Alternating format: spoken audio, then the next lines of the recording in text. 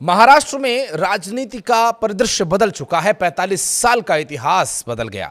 अब भाषाई विवाद से लेकर मौका परस्त होने तक के आरोप चाचा भतीजा और ठाकरे बंधुओं पर लग रहे हैं। इनके हार की 5 बड़ी वजहों की यदि बात करें तो इन वजहों को जानकर आप बहुत आसानी से समझ जाएंगे कि भारतीय जनता पार्टी चुनाव दर चुनाव आखिर यहां मजबूत क्यों हो रही है। महाराष्ट्र की राजनीति में एक नया अध्याय लिख दिया गया है और बीजेपी ने यह कैसे किया, इसके बारे में चुनाव आयोग ने बताया भी। दरअसल सभी जीतने वाले उम्मीदवारों में बीजेपी का वोट शेयर 45.22% रहा और जिससे नगर निकाय में सबसे बड़ी पार्टी बनकर भारतीय जनता पार्टी उभरी है। लेकिन भाषाई विवाद से लेकर लुंगी पुंगी और मौका परस्ती के आरोप झेल रहे ठाकरे बंधुओं और चाचा भतीजों की नैया कैसे महाराष्ट्र में डूबी, इन 5 बड़े कारणों से आप समझने की कोशिश कीजिएगा। नमस्कार, मैं हूं आशीष त्रिपाठी आपके साथ। और महाराष्ट्र के नगर निगम चुनावों में भारतीय जनता पार्टी और उसके गठबंधन वाली पार्टियों यानी महायुति ने एक तरफा जीत हासिल की है।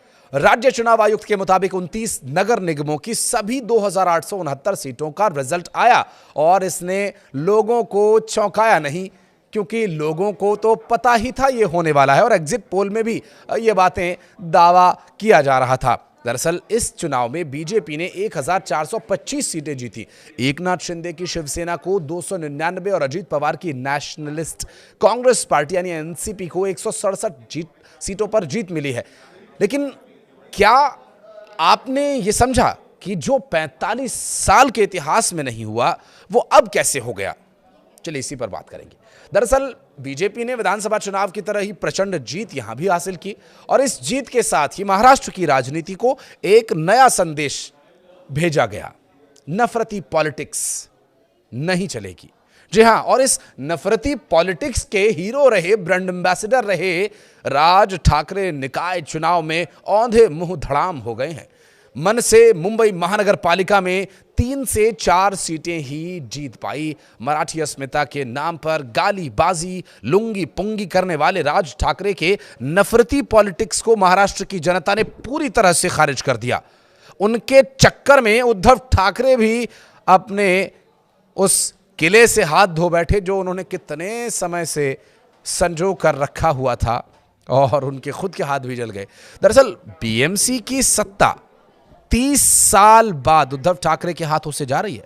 मनसे प्रमुख राज ठाकरे की पहचान महाराष्ट्र की राजनीति में एक नफरती मॉडल के रूप में होती रही है और ये नफरती मॉडल ले डूबा अपने भाई को भी।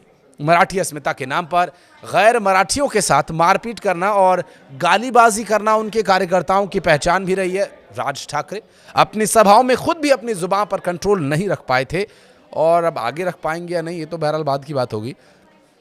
लेकिन इस निकाय चुनाव में प्रचार के दौरान उन्होंने कहा था कि यूपी बिहार के लोगों को समझना चाहिए कि हिंदी उनकी भाषा नहीं है। मुझे भाषा से नफरत नहीं, लेकिन अगर आप इसे थोपेंगे तो मैं लात मारूंगा। और मारो लात, मार के दिखाओ लात। राज ठाकरे यहीं नहीं रुके। उन्होंने कहा था कि वो चारों तरफ से महाराष्ट्र आ रहे हैं, आपका हिस्सा छीन रहे हैं। अगर आपकी जमीन और भाषा चली गई तो आप खत्म हो जाएंगे। ठाकरे के इस बयान का बहुत विरोध हुआ था। यही नहीं, बीजेपी के पक्ष में प्रचार करने आए अन्नामलाई पर भी राज ठाकरे ने टिप्पणी की थी और उन्हें रसमलाई कहकर उनका मजाक उड़ाया था। साथ ही नारा दिया था कि बजाओ पुंगी भगाओ लुंगी। राज ठाकरे के इस चुनाव में ये सारे उनकी जो बड़बोलेपन थे वो धराशायी हो गए, क्योंकि लोगों ने स्वीकार किया कि ये नफरत से पॉलिटिक्स तो नहीं चलने वाली और जिसकी राजनीति का आधार ही नफरत हो तो वो विकास क्या ही करेगा।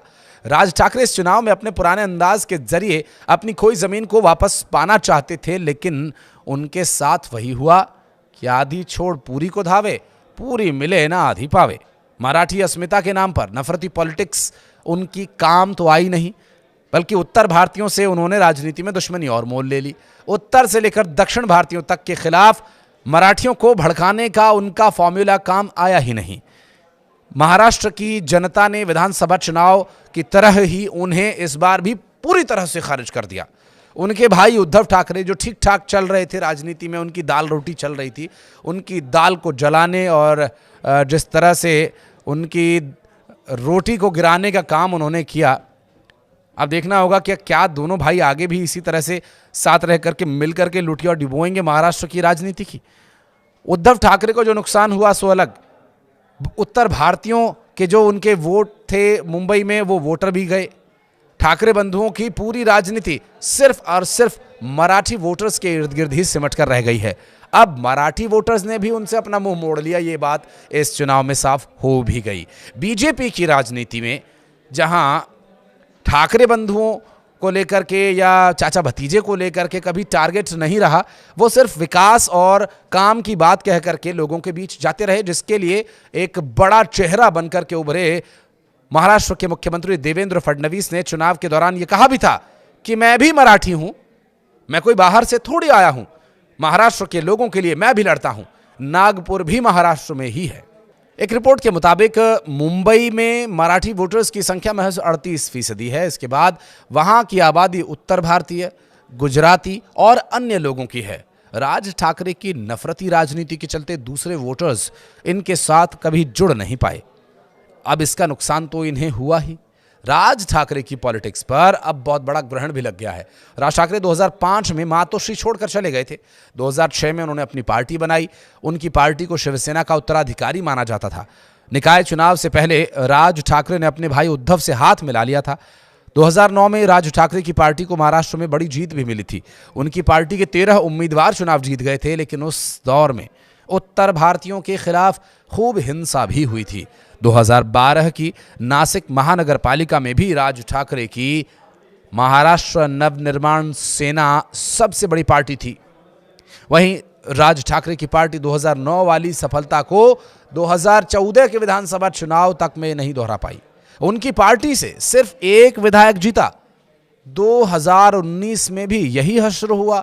2024 के चुनाव में उनकी पार्टी का खाता भी नहीं खुला और इस दौरान ठाकरे के सुर बदले बदले से नजर आए, कभी किसी के साथ तो कभी किसी के साथ। 2009 वाली ट्रिक से वो बीएमसी चुनाव में स्थापित होना चाहते थे, लेकिन ये हो न सका और शायद आगे न हो, क्योंकि प्रदेश की जनता या कोई भी एक कामगार व्यक्ति जो किसी जनप्रतिनिधि की ओर देख रहा है तो वो विकास के लिए देख रहा है, ना कि लठ बजाने के लिए कि तुम ये भाषा बोलो, ये भाषा मत बोलो, तुम उस राज्य से आते हो, इस राज्य में आकर के ऐसा ना करो, वैसा ना करो। ये सब कुछ अब महाराष्ट्र के लोगों ने पूरी तरह से नकार दिया और मराठी लोग भी विकास ही चाहते हैं। उन्हें भी अपने बच्चे पालने हैं और प्रदेश को तरक्की की राह पर आगे लेकर जाना है। आप कुछ कहना चाहें इस बारे में तो ज़रूर बताइएगा कमेंट सेक्शन में। यहाँ तक वीडियो को देखने के लिए बहुत बहुत धन्यवाद।